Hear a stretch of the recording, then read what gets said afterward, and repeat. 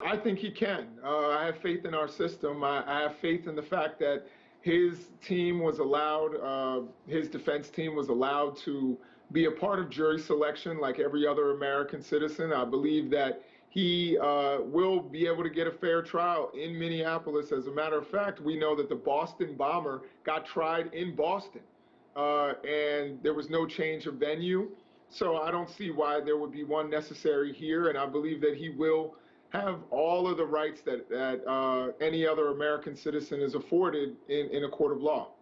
And to many in the public, this case is all about race. But the ironic thing is that issue, race, may not even come up during the trial. Can you talk about that?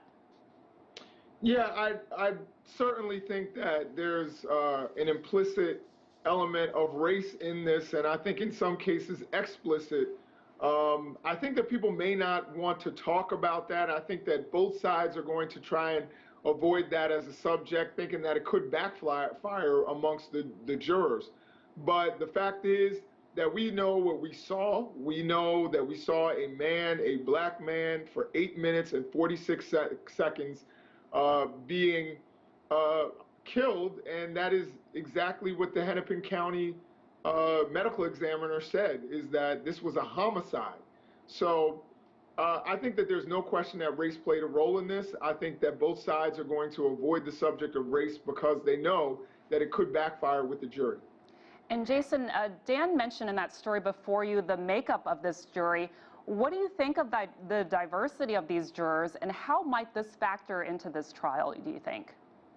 Well, so I think that there are a lot of intricacies that weren't mentioned and oftentimes don't get mentioned. For example, some of the black jurors are immigrants, which, again, some immigrant people of African descent don't necessarily see themselves in the same ways that African Americans do, or may not have the same experiences, long term with police.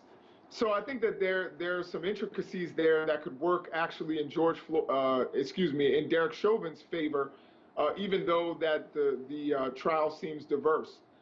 We know that there are several white women on this jury. I think that both sides probably see where they can use that to their advantage.